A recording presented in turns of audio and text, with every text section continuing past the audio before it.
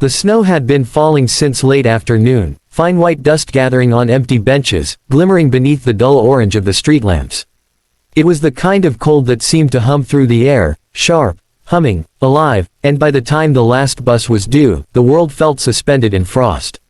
At the stop sat an old woman named Margaret, her gloved hands folded tightly around a faded purse, her shoulders trembling under a coat too thin for January. She had missed 2 earlier buses waiting for her granddaughter, who had promised to come but hadn't called.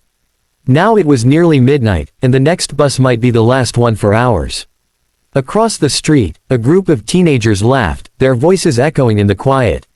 One of them, a boy with a red beanie and large headphones, noticed the old woman.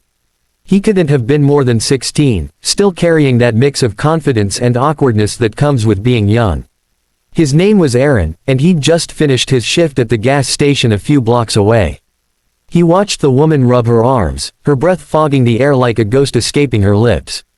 Something about the sight tugged at him, maybe it was the way she looked so small against the huge, indifferent night. Aaron crossed the street, his sneakers crunching through the snow. "You waiting for the 42?" he asked, pulling one earcup aside. His voice startled her at first, and she turned her pale face toward him, eyes squinting. "Oh, yes, dear. I think so. I've been waiting a while." He nodded. "It's running late. Snow's messing everything up tonight." She tried to smile, but her teeth were chattering. He could see her shivering, see the tiny tremor in her jaw as she tried to hold it steady. He looked down at his hoodie, a thick gray one, lined inside with fleece. Underneath, he wore a long-sleeve shirt. He hesitated for a moment, hearing his mother's voice in his head, "Don't talk to strangers, and don't give away what you need yourself." But another thought came right after. If that was Grandma sitting there, what would you want someone to do? Without saying anything, he unzipped the hoodie and slipped it off. The air bit at his arms immediately, but he ignored it. "Here," he said, gently draping it over her shoulders. "You look like you could use it." "Oh, no, I can't take that," she said quickly, her fingers reaching up as if to give it back. But he stopped her. "Please, I've got a ride coming soon.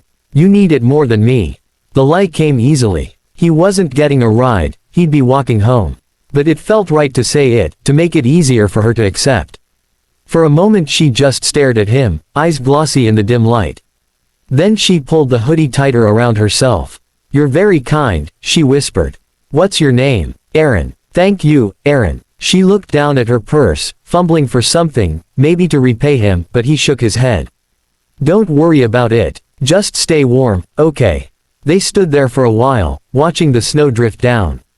He told her about his shift, how he'd spent half the evening scraping ice off the pumps and listening to Christmas songs playing from the station's old radio.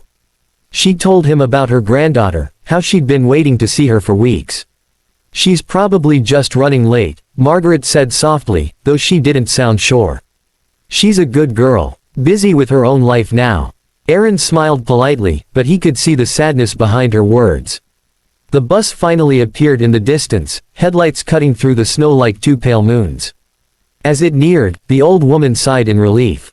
"That's me," she said, gathering her things. Aaron nodded, stuffing his hands into his pockets, already feeling the cold seeping through his shirt. When the bus pulled up, she climbed aboard slowly. The driver greeted her, and she turned back to look at Aaron one last time through the frosty window. Their eyes met for a second, and she mouthed a single word, "Thanks." He smiled, waved, and turned to walk away as the bus hissed and pulled off into the night.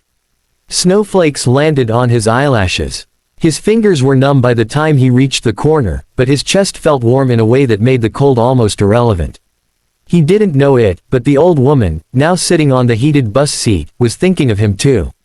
She looked down at the hoodie bundled around her and whispered to herself, "Kindness still lives in the world."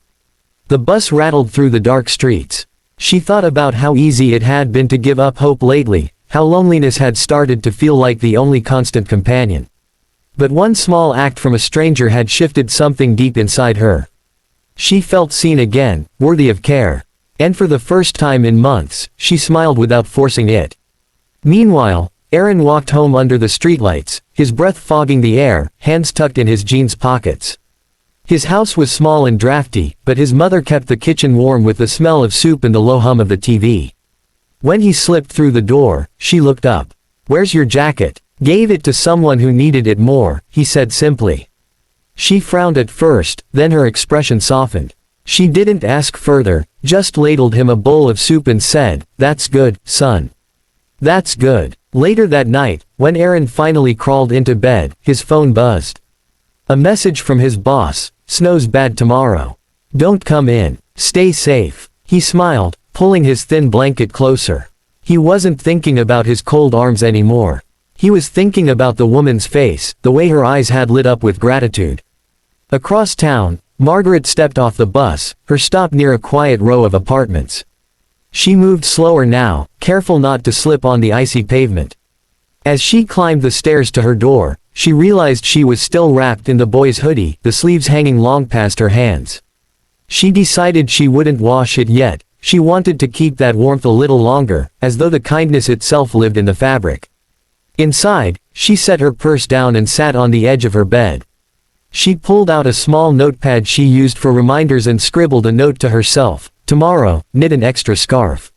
Someone might need it." The city outside went quiet except for the whisper of wind over the rooftops. 1,000 stories unfolded under that same snow, people hurrying home, lights flickering in windows, but in one small corner of it, two strangers had crossed paths and reminded each other of something rare and simple, that the smallest gesture, given freely, can ripple far beyond the moment. And as Margaret fell asleep that night with the hoodie around her shoulders, and Aaron dreamed of a world that felt just a bit warmer, the snow kept falling, soft, endless, and kind.